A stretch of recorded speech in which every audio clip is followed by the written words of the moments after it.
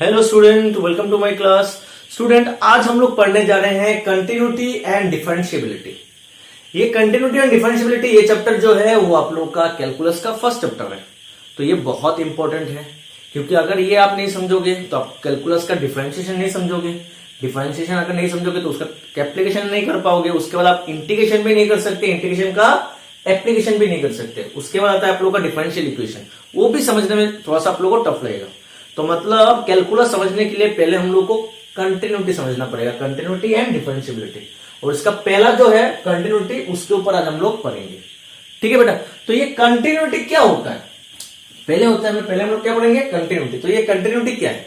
Continuity is a process, continuity is a process to check whether a function is continuous और नॉट। एक function continuous है या नहीं है, उसको चेक करने का प्रोसेस को हम लोग कंटिन्यूटी बोलते हैं। अभी आप सोच रहे होंगे ये कंटिन्यूअस फंक्शन ये क्या है, समझ में नहीं आ रहा होगा। तो देखिए, समझ लीजिए मैंने एक फंक्शन ले लिया fx equals to 2 for x greater than or equals to 1 and 3 for x less than 1। ये मैंने एक फंक्शन ले लिया, fx का वैल्यू होगा 2, x का वैल्यू जब 1 से बड़ा होगा नहीं तो 1 का इक्वल होगा, और fx का वैल्यू होगा 3 जब x लेस देन 1 होगा। तो ये क्या फंक्शन है बेटा? कांस्टेंट फंक्शन है, 2 और 3 कांस्टेंट है। अगर हम लोग इसको ड्रॉ करते हैं इस फंक्शन, तो कैसा होगा चलिए देख लेते हैं। ठीक है, ये आपका x axis positive x, this your negative x, ये आपका पॉजिटिव y, ये आपका बेटा नेगेटिव y। तो बेटा अगर हम लोग इसको ड्रॉ करेंगे तो कैसे होगा? देखिए, x का वैल्यू जब 1 होगा, x का वैल्यू जब आपका 1 होगा, ये आपका 1 है, 1 2 3 ऐसा चल रहा है। x का वैल्यू जब आपका 1 होगा या फिर 1 से बड़ा होगा, तब fx का वैल्यू कितना होता है? 2 होता है, 1 2, fx का वैल्यू आपका 2 होगा।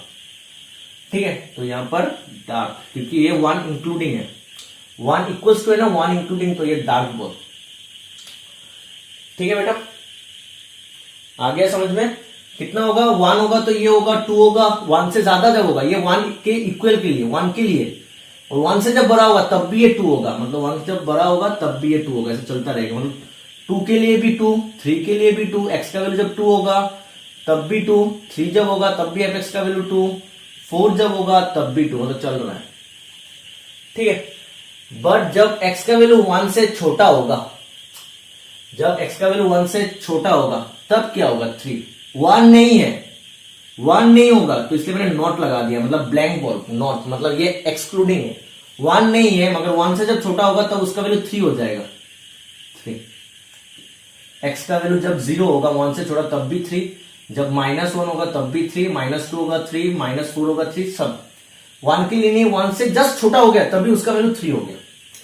ठीक है बोलो। तो देखो बेटा, मेरा आ गया ये वाला ग्राफ। अभी आप एक बार सोचो, इसका ग्राफ में क्या ये पेन को लिफ्ट ना करके, विदाउट लिफ्टिंग द पेन, मैं क्या इसको ये ग्राफ ड्रॉ कर सकता हूं? नहीं कर सकता ना। ऐसे में आऊंगा तो मुझे यहां पर ड्रॉ उठाना पड़ेगा, तब उसके बाद यहां पर, उसके बाद ऐसे आना है, उसके बाद लिफ्ट करके यहां पर, उसके बाद ऐसे कंटिन्यू। ऐसे ही तो ग्राफ है, देख सकते हो, समझ में आ गया? तो मैं इस ग्राफ को ड्रॉ नहीं कर सकता विदाउट लिफ्टिंग द पेन। तो मतलब क्या हो गया? तो मतलब यहां पर ये ग्राफ टूट गया, लिफ्ट कर दिया, जंप किया, तो मतलब ये यहां पर टूट गया। तो मतलब ये ग्राफ यहां पर क्या हो गया बेटा? ब्रेक हो गया, कंटिन्यूअस नहीं है, ब्रेक हो गया। तो मतलब ये नॉट कंटिन्यूअस, मतलब डिसकंटिन्यूअस, मतलब ये फंक्शन कंटिन्यूअस नहीं है। क्या नहीं है? कंटिन्यूअस नहीं है, क्योंकि यहां पर ब्रेक हो गया। आया समझ में? तो देखो, समझ में आया होगा। तो अगर हम लोग अच्छे से देखेंगे तो यहां से हम लोग को पता चल रहा है कि ये फंक्शन 1 के राइट हैंड साइड में और 1 के लेफ्ट हैंड साइड में दो जगह अलग से डिफाइन किया गया है।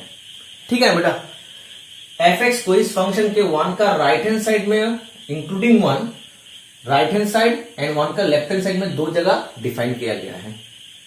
ठीक है बेटा, अभी देखो इसका राइट हैंड साइड में, मतलब इसका राइट हैंड साइड में इसका वैल्यू आया क्या 2, और इसका लेफ्ट हैंड साइड में इसका वैल्यू क्या आया 3, दोनों अलग अलग है, इसलिए ये अलग हो गया। मगर अगर ये भी 2 होता तो ये कहां होता बेटा, यहां पर होता, तो मतलब ये कंटिन्यूअस हो जाता। आया समझ में? अगर ये भी 2 होता तो ये यहां पर होता लाइन, ये वाला लाइन, तो ये कंटिन्यूअस हो जाता। तो मतलब हम लोग को क्या समझ में आया, जहां पर हम लोग डिफाइन, ये देखिए वन का आइदर लेफ्ट हैंड साइड में डिफाइन किया गया है और राइट हैंड साइड में डिफाइन किया गया है, मतलब ये दोनों का वैल्यू सेम होना चाहिए। तो मतलब क्या है, हम लोगों ने ये देखो कंटिन्यूटी जो चैप्टर है ना, उसका लिंक किसके साथ है, लिमिट के साथ। क्लास 11 में हम लोग ने लिमिट पढ़ा होगा। तो देखिए इसका जो राइट हैंड साइड में कहां पर डिफाइन किया गया है, वन का right hand side and one का लेफ्ट हैंड साइड, मतलब x tending towards to 1 from left hand side, मतलब 1 माइनस, और फंक्शन का value at x tending towards to 1 from left hand side and function का value x tending towards to 1 from right hand side, दोनों का value same होना चाहिए, तभी जाके ये फंक्शन कंटिन्यूअस होगा। आया समझ में बेटा? Tending towards to 1, tends to 1 कहते हैं हम लोग, मतलब टेंडिंग टूवर्ड्स टू 1 का मतलब क्या होता है, 1 के तरफ बढ़ना, 1 के तरफ बढ़ना। ये 1 को हम लोग इस तरफ से भी आ सकते हैं और इस तरफ से भी आ सकते हैं। इस तरफ से जब आएंगे ये tending towards to 1 from right hand side, इस तरफ से जाएंगे तब उसको हम लोग कहेंगे tending towards to 1 from left hand side. Right hand side वाले को हम लोग ने देखा था क्या कहते हैं, राइट हैंड लिमिट, और लेफ्ट हैंड साइड से जब जाते हैं उसको क्या कहते हैं बेटा, लेफ्ट हैंड लिमिट। देखिए लेफ्ट हैंड से जब जाएंगे ना तो ये 1 का वैल्यू 1 से छोटा है, मगर 1 तक के तरफ जा रहा है, 1 नहीं होगा। x टेंड्स टू 1 का मतलब x is not equals to 1, x is not equals to 1, tending towards to 1, मतलब ये 1 के तरफ जा रहा है, मगर वो लेफ्ट हैंड साइड से भी जा सकता है, जैसे ये 0.199, ये देखिए 1 का नियरेस्ट वैल्यू है, 1 का बहुत नजदीक वाला वैल्यू है, मगर ये right hand side, left hand side से। और ये 1.001, ये भी 1 का बहुत ही नजदीक वाला वैल्यू है, मगर ये राइट हैंड साइड से। तो ये वैल्यू क्या हो रहा है, राइट हैंड साइड से आ रहा है, और ये लेफ्ट हैंड साइड से आ रहा है।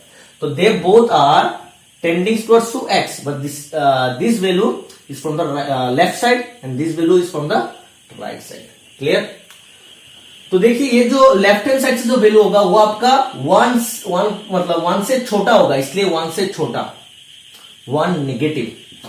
और इधर से जो वैल्यू आएगा वो टेंडिंग टुवर्ड्स टू 1 है, मगर ये 1 से बड़ा होगा, इसलिए 1 प्लस। आया समझ में? Tending towards to 1 left hand side से भी हो सकता है और राइट हैंड साइड से भी हो सकता है। लेफ्ट हैंड साइड से जो आ रहा है टेंडिंग टुवर्ड्स टू 1, मगर वो 1 से छोटा वाला वैल्यू होगा, तो 1 से नेगेटिव, और ये जो होगा आपका 1 से बड़ा वाला होगा। ठीक है? तो इसके लिए जो वैल्यू आएगा एफ एक्स का और इसके लिए जो वैल्यू आएगा, दोनों का वैल्यू सेम होना चाहिए, तभी जाके ये कंटिन्यूअस होगा। तो मुझे मिल गया कि LHL इक्वल्स टू RHL होना चाहिए बेटा। क्लियर? LHL इक्वल्स टू क्या होना चाहिए, RHL होना चाहिए।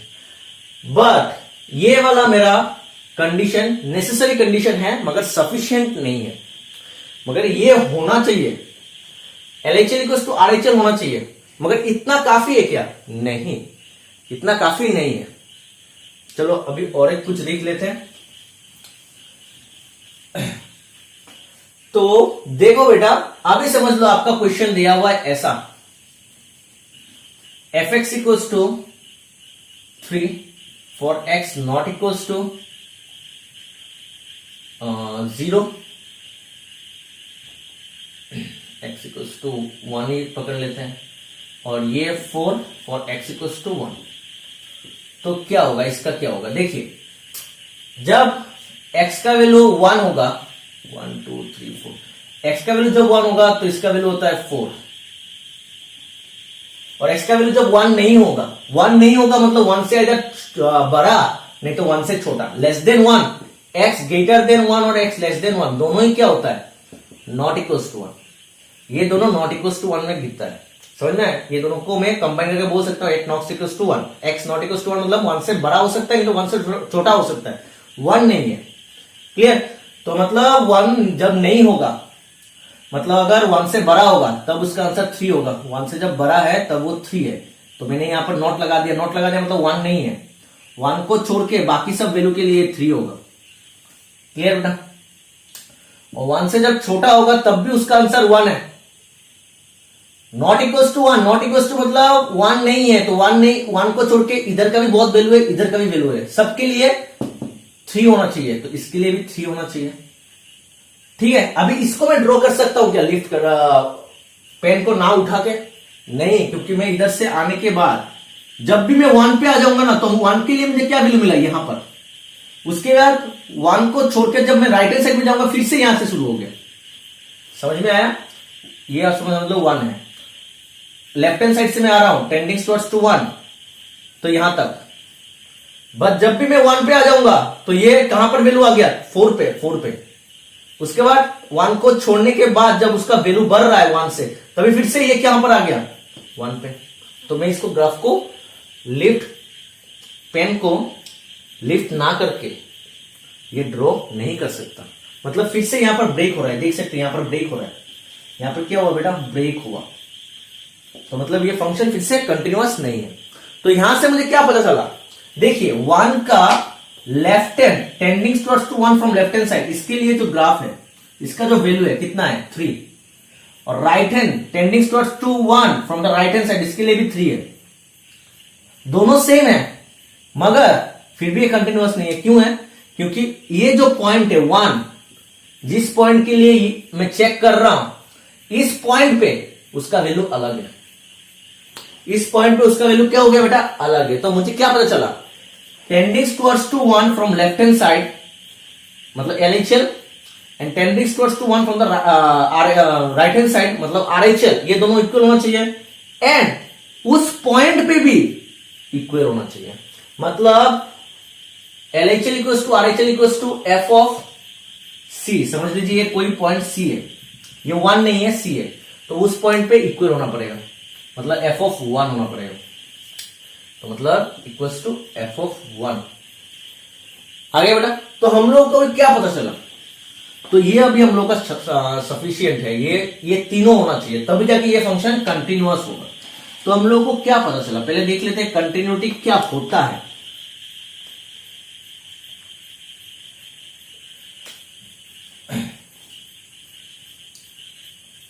A function is continuous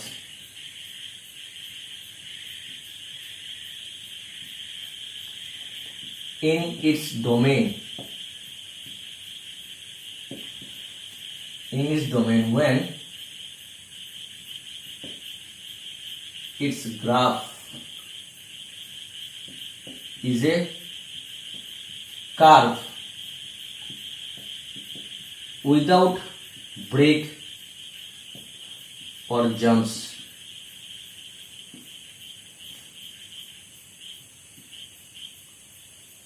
Throughout the domain, मतलब पूरा डोमेन में ये इसका ग्राफ का जो कर्व होगा ना, वो विदाउट ब्रेक और जंप होना चाहिए। समझ में? ब्रेक नहीं हो सकता, मतलब जब मैं इसको ड्रॉ करूंगा ग्राफ को, मैं पेन को लिफ्ट नहीं कर सकता। ठीक है बेटा? Let C be any point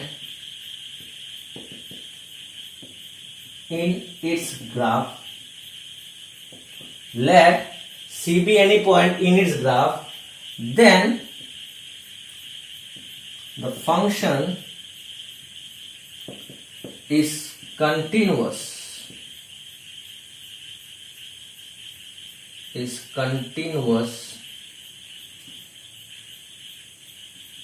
eight C।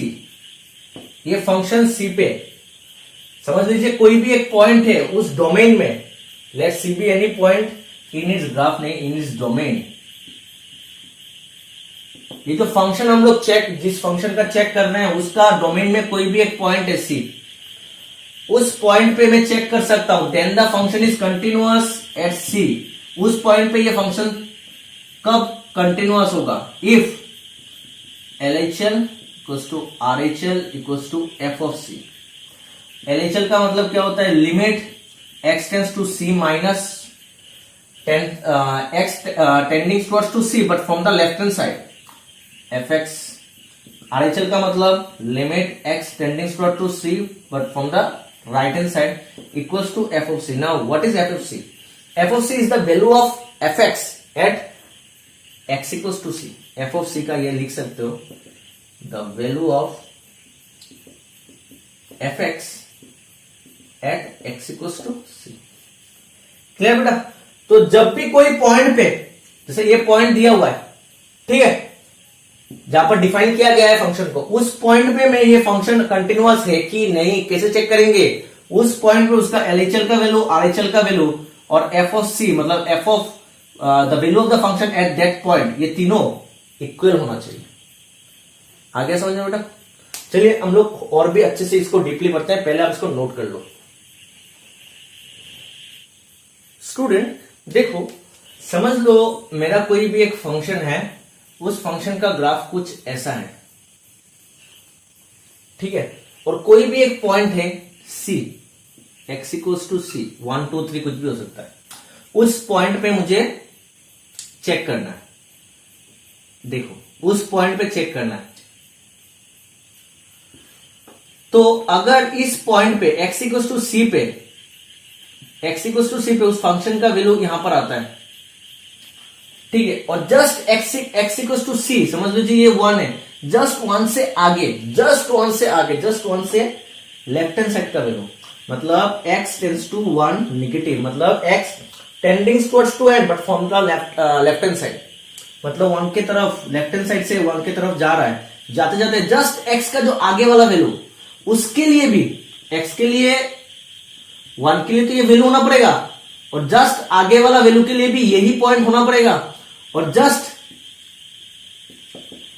x tending towards to 1 but from the right hand side, मतलब राइट हैंड साइड से जब आएंगे हम लोग 1 के तरफ, तब x का जो जस्ट आगे वाला जो वैल्यू होगा, जैसे समझ लीजिए 1.000001, ठीक है, उस पे भी हम लोग को वही पॉइंट मिलना चाहिए। तब क्या होगा, हम लोग जा रहे हैं जस्ट 1 से आगे वाला, जा रहे हैं जस्ट 1 से आगे वाला वैल्यू के लिए यही पॉइंट, फिर से 1 के लिए भी वही पॉइंट, और 1 के बाद जो नेक्स्ट पॉइंट आएगा उसके लिए भी वही पॉइंट, और कंटिन्यू। मतलब हम लोग को लिफ्ट नहीं करना पड़ेगा, पेन को लिफ्ट नहीं करना पड़ेगा। आए हम लोग जस्ट 1 का आगे वाला पॉइंट के लिए यहां पर है, 1 के लिए भी यहां पर है, और फिर से 1 के बाद भी वहां पर है, वहां से स्टार्ट कर दिया मैंने। आ गया समझ में? क्लियर बेटा? ठीक है, तो यहां पर होना चाहिए, ये क्या है बेटा, x जस्ट ये c का c निगेटिव मतलब c से जस्ट छोटा वाला, और x tending to c positive मतलब टेंडिंग टू c मतलब from the right hand side, मतलब जस्ट x से बड़ा वाला, ठीक है।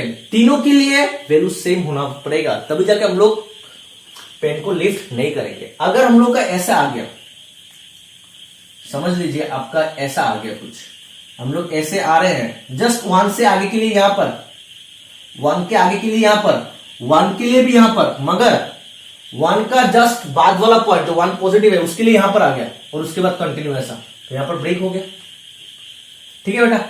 नहीं तो अगर ऐसा बोलते हैं आप, यहां पर आया जस्ट 1 के आगे के लिए यहां पर x tending to 1 minus 1 negative, मतलब क्या है, 1 को छुआ नहीं, 1 को छुआ नहीं, x के तरफ बढ़ रहा है, मतलब 1 का जस्ट आगे वाला पॉइंट तक गया, मतलब टेंडिंग टू 1 मतलब not equals to 1, not equals to 1, 1 के सिर्फ आगे के पॉइंट तक वो उसको उसके तरफ जाएगा, 1 के तरफ जाएगा, तो वहां तक मुझे ये सब पॉइंट मिला, यहां तक।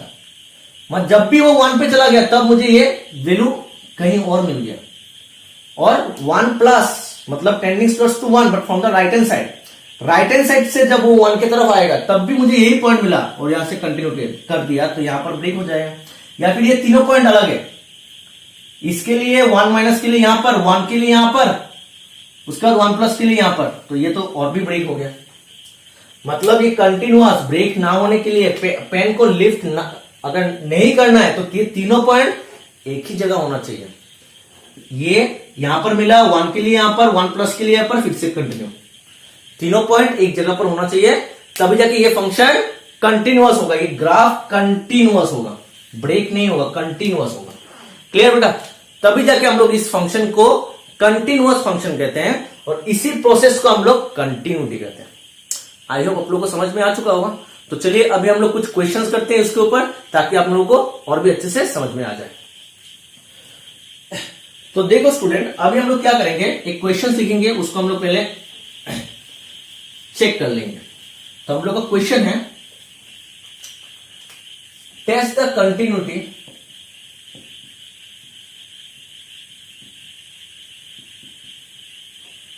for the function, for the following function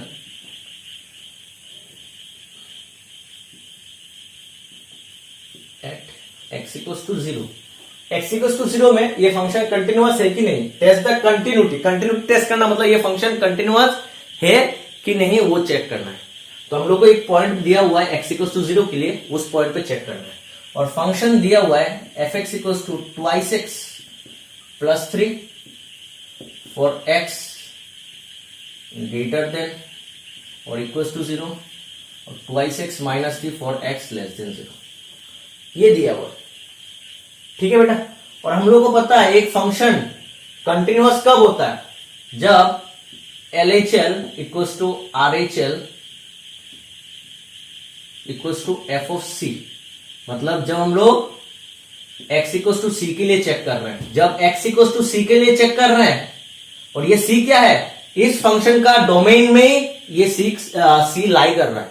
c is a point in domain of this function, domain का ही एक पॉइंट है c। ठीक है? उस पॉइंट पे अगर चेक करेंगे तो उसी पॉइंट पे LHL का वैल्यू, RHL का वैल्यू और f of c सेम होना चाहिए। और LHL RHL क्या होता है, ये हम लोग ने फर्स्ट ईयर में क्लास 11 में LHL RHL लिखते थे, मगर अभी हम लोग ऐसे लिखेंगे, limit of the function when x tending towards to 1 from the left hand side, limit of the function when x tending towards to 1 from the right hand side, and f of c. f of c, what is f of c? f of c is the value of fx at x equals to c। तो अभी ये सब कैसे निकालते हैं, LHL RHL कैसे निकालते हैं बेटा? देखो, पहले एट कौन सा वैल्यू के लिए चेक कर रहे हैं, कौन सा पॉइंट पे, एट x equals to 0। पहले हम लोग को ये लिखना है।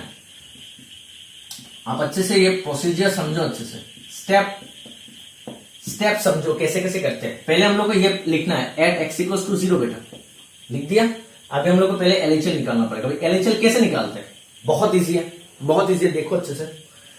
लिमिट, LHL का मतलब क्या होता है, लिमिट x टेंड्स टू, यहां पर मैंने 1 लिखा था, सॉरी ये c होगा।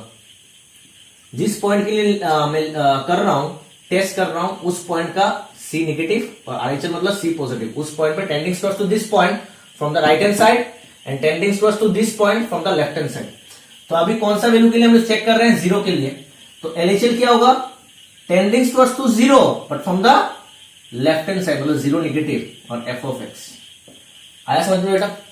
जिस वैल्यू के लिए चेक कर रहे हैं उसी का वैल्यू, मगर right hand left hand side से उसका नियरेस्ट वैल्यू, मतलब tending towards to 0 from the left hand side, मतलब जस्ट 0 से पहले वाले वैल्यू के लिए हम लोग निकालेंगे उसका फंक्शन का वैल्यू क्या होगा। ठीक है बेटा? तो देखो कैसे निकालते हैं। नेक्स्ट लाइन में आकर आपको x 0 नेगेटिव ना लिख के 0 लिख देना। नेक्स्ट लाइन में आके आपको x tending towards to 0 negative ना लिख के x टेंडिंग टुवर्ड्स टू 0 लिख देना। ये दोनों एक ही है, सिर्फ इसको अच्छे से यहां पर अच्छे से डिफाइन किया गया है। x टेंडिंग टू 0 मतलब 0 के उधर बढ़ना। ठीक है? 0 के तरफ अग्रसर होना। टेंडिंग टुवर्ड्स टू 0 का मतलब होता है 0 के तरफ अग्रसर होना, मगर वो लेफ्ट हैंड साइड से भी अग्रसर हो सकता है और राइट हैंड साइड से भी वो अग्रसर हो सकता है 0 के तरफ। मगर यहां पर अच्छे से बताया गया है कि ये किस तरफ से कर रहा है, 0 नेगेटिव का मतलब वो लेफ्ट हैंड साइड से 0 के तरफ जा रहा है। ठीक है? दोनों ही टेंडिंग टुवर्ड्स टू 0 है, मगर यहां पर स्पेसिफिकली बताया गया है कि ये लेफ्ट हैंड साइड से जा रहा है। अभी हम लोग ये 0 नेगेटिव को हटा देंगे और 0 लिख देंगे। क्यों लिख देंगे, देखो अभी ये x का वैल्यू क्या है, tending towards to 0 but from the left hand side. तो left hand side tending towards to 0 but from the left hand side, इधर से मतलब 0 का just nearest value but left hand side की तरफ। तो वो क्या होगा, 0 से छोटा वैल्यू होगा। सिंपल, ये 0 से छोटा होगा ना भाई, इधर का जितना भी वैल्यू है बेटा सब 0 से छोटा है। मतलब x का वैल्यू लेस देन 0 होगा। ये अभी x इक्वल टू 0 नहीं है, 0 से छोटा हो गया, मतलब 0 से छोटा, x लेस देन 0। तो x लेस देन 0 के लिए फंक्शन क्या है बेटा, 2x माइनस 3। तो 2x माइनस 3 मैंने ले लिया फंक्शन का वैल्यू। तो क्या हुआ, मैंने x का वैल्यू देख के मैंने फंक्शंस का वैल्यू ले लिया। तो अभी ये x का value tending towards to 0 left hand side से है या राइट हैंड साइड से है, वो देखने का मतलब मुझे कोई जरूरत नहीं है, इसलिए मैंने ये निगेटिव साइन हटा दिया। आ गया, ये 0 निगेटिव है, मतलब 0 से छोटा है, इसको मैं देखकर fx का वैल्यू मैंने देख लिया, कौन सा fx होगा मैंने डिटरमाइन कर लिया।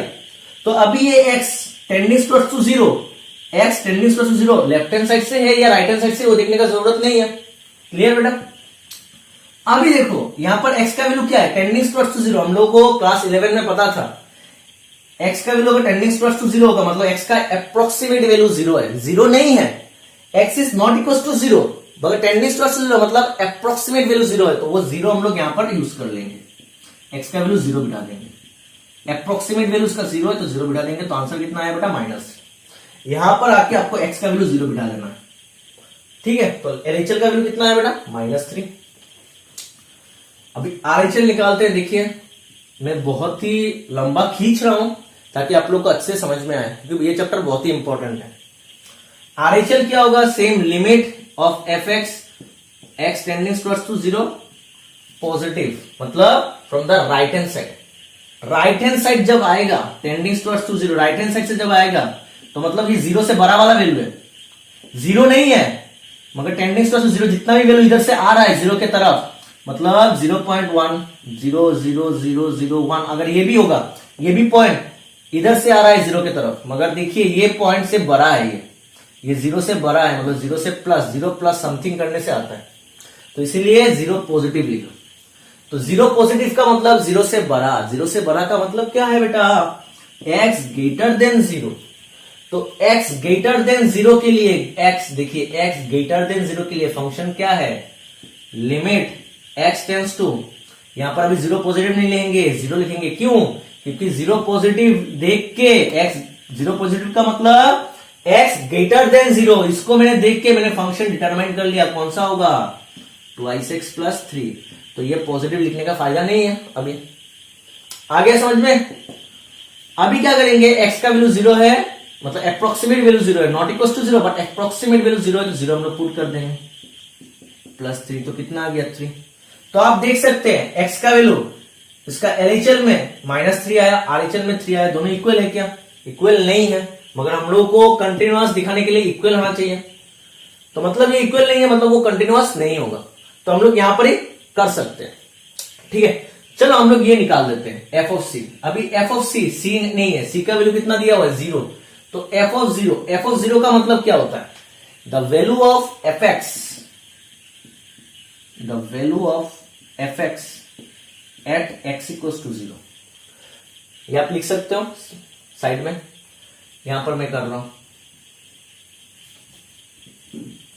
LHL RHL f of 0, the value of fx at x equals to 0। देखिए x equals to 0, x equals to 0 के लिए फंक्शन का वैल्यू क्या है, 2x प्लस 3, और x का वैल्यू कितना है बेटा, 0, x का वैल्यू 0 है, तो 0 बिठा देना है, 2 इंटू 0 प्लस 3, तो इसका आंसर कितना आया, 3 आया।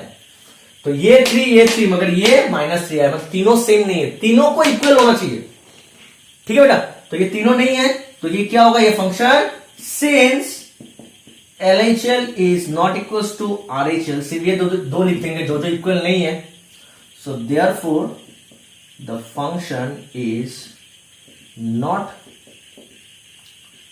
Continuous at x equals to 0। तो ये फंक्शन क्या नहीं होगा, कंटिन्यूअस नहीं होगा, तो मैंने इसलिए कंटिन्यूटी चेक कर लिया। कंटिन्यूटी चेक करना मतलब ये कंटिन्यूअस है कि नहीं, वही दिखाना है आपको। तो आइए आप लोगों को समझ में आ चुका होगा बेटा, तो आप पहले इसको नोट डाउन कर लो, हम लोग और एक क्वेश्चन करेंगे, तो पहले इसको नोट डाउन कर लो पोस्ट करके। स्टूडेंट अभी हम लोग का नेक्स्ट क्वेश्चन है, test the continuity of the following function at x equals to 2। अभी ये फंक्शन कंटिन्यूअस है कि नहीं चेक करना है, कौन सा पॉइंट पे, एट x इक्वल्स टू 2। हम लोग को चेक करने के लिए एक पॉइंट चाहिए, ठीक है बेटा। तो देखिए हम लोग चेक करेंगे कौन सा पॉइंट पे, पहले हम लोग क्या लिखते हैं, स्टेप समझ में आ गया होगा, एट एक्स इक्वल टू 2। तो पहले हम लोग क्या निकालेंगे, इस पॉइंट पे उसका LHL मतलब लेफ्ट हैंड लिमिट का वैल्यू निकालेंगे। लेफ्ट हैंड लिमिट कैसे निकालते हैं, लिमिट x टेंड्स टू उसी पॉइंट का नेगेटिव टू नेगेटिव मतलब tending towards to 2 but from the left hand side f of x. अब ये 2 माइनस का मतलब x लेस देन 2 मतलब 2 के तरफ बढ़ रहा है मगर लेफ्ट हैंड साइड से। तो लेफ्ट हैंड साइड से 2 के तरफ बढ़ रहा है तो जितना भी वैल्यू 2 के तरफ बढ़ रहा है लेफ्ट हैंड साइड से सब 2 से छोटा है। सिंपल बात, नंबर लाइन में 2 के तरफ जितना ही वैल्यू बढ़ रहा है 0, 1 या फिर -2 सब 2 से छोटा है ना बेटा। देखो 2 इधर है, जितना भी वैल्यू इधर से बढ़ेगा यहां पर जितना भी वैल्यू है सब 2 से छोटा है मतलब लेस देन 2। ठीक है, तो x लेस देन 2 के लिए, x लेस देन 2 के लिए कौन सा फंक्शन है, कौन सा फंक्शन है बेटा,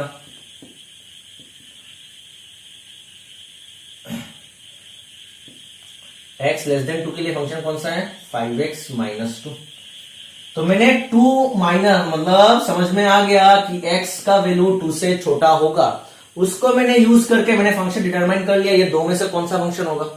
अभी 2 माइनस लिखने का फायदा नहीं है क्योंकि x टेंड्स टू 2 नेगेटिव और x टेंड्स टू 2 दोनों एक ही बात है। यहां पर अच्छे से बताया गया है कि ये भी टेंडिंग टुवर्ड्स टू 2 है, ये भी टेंडिंग टुवर्ड्स टू 2 ही है, मगर यहां पर अच्छे से बताया गया कि ये फ्रॉम लेफ्ट हैंड साइड से। तो मैंने यहां पर ये माइनस नहीं लिखा। क्लियर बेटा, आप यहां पर लिख सकते हो, लिखने से भी कोई फायदा नहीं मतलब कोई गलत नहीं होगा, यहां पर लिख सकते हो ऐसा। अभी देखो यहां पर x का वैल्यू क्या है, x का वैल्यू कितना है 2 नहीं है मतलब x टेंडिंग टुवर्ड्स टू 2 है तो x का अप्रोक्सीमेट वैल्यू 2 है, x का अप्रोक्सीमेट वैल्यू 2 है मतलब अगर वो 2 के तरफ बढ़ेगा बढ़ते 1.999999 तक जा सकता है। मतलब इसको मैं अप्रोक्सीमेटली क्या बोल सकता हूं 2 बोल सकता हूं। तो इसीलिए मैं उसका अप्रोक्सीमेट वैल्यू 2 ले लूंगा। तो क्या हो जाएगा बेटा 2 लेने से 5 into 2 minus 2 कितना हो गया बेटा 5 to the 10 minus 2 is 8। तो LHL के लिए इसका वैल्यू आ गया 8। अभी देखते हैं RHL के लिए क्या आता है। तो बेटा देखो RHL क्या होगा, limit x tends to 2 positive मतलब tending towards to 2 but from the right hand side. तो राइट हैंड साइड से जितना भी वैल्यू आएगा वो 2 से बड़ा है तो मतलब 2 पॉजिटिव होगा, 2 प्लस होगा, 2 प्लस समथिंग होगा, तो 2 पॉजिटिव लिखते हैं f ऑफ x। तो नेक्स्ट लाइन में हम लोग x टेंड्स टू सिर्फ 2 लिखेंगे। 2 पॉजिटिव मतलब जितना भी वैल्यू है x tending towards to 2 but from the right hand side, right hand side से जितना भी वैल्यू 2 के तरफ बढ़ रहा है वो सब 2 से बड़ा होगा मतलब x ग्रेटर देन 2। तो x ग्रेटर देन 2 के लिए फंक्शन कितना है 4x। तो मैंने फंक्शन डिटरमाइन कर लिया कितना होगा 4x। अभी x का वैल्यू कितना है 2 है, अप्रोक्सीमेट वैल्यू 2 तो मैं बिठा दिया। तो 4 2 से कितना आ गया बेटा 8। तो ये दोनों अभी इक्वल आ गए। तो ये दोनों इक्वल होने से हो जाता है क्या, नहीं, हम लोग का और एक तीसरा पार्ट है, क्या है f ऑफ c मतलब यहां पर c का वैल्यू कितना है बेटा 2, f ऑफ 2 निकालना पड़ेगा। f ऑफ 2 का मतलब क्या होता है the value of fx at x equals to 2। तो x इक्वल्स टू 2 के लिए फंक्शन का वैल्यू कितना है 5x माइनस 2 और x का वैल्यू कितना है 2। तो x का वैल्यू यहां पर आपको 2 बिठा देना है। तो 5 to the 10 minus 2 कितना है बेटा 8। तो इसका भी 8, इसका भी 8, इसका भी 8। तो since LHL equals to RHL equals to f of 2, so therefore the function is continuous at x equals to 2। Clear बेटा, आ गया समझ में। तो बेटा हम लोग को अभी समझ में आ गया कि कंटिन्यूटी क्या होता है। कंटिन्यूटी एक प्रोसेस होता है, एक फंक्शन कंटिन्यूअस है कि नहीं एक पॉइंट पे चेक कर सकते हैं हम लोग, और वो पॉइंट उसका डोमेन का एक पॉइंट होगा। क्लियर बेटा, अभी चेक करने के लिए हम लोग को क्या चाहिए, उसी पॉइंट पे उसका लेफ्ट हैंड लिमिट का वैल्यू, राइट हैंड लिमिट का value and the function of the value of that function at that value. मतलब अगर c होगा तो c x equals to c मतलब f ऑफ c। ये तीनों का वैल्यू सेम होना चाहिए, LHL, RHL and f of c, ये तीनों का वैल्यू सेम होना चाहिए। अगर ये तीनों का वैल्यू सेम होता है तो हम लोग बोल सकते हैं कि ये फंक्शन कंटिन्यूअस फंक्शन है, अदरवाइज ये कंटिन्यूअस फंक्शन नहीं होगा। तो आई होप आप लोगों को समझ में आ चुका होगा। तो अगर आप लोगों को कुछ डाउट है तो आप मुझे कमेंट बॉक्स में लिख सकते हैं।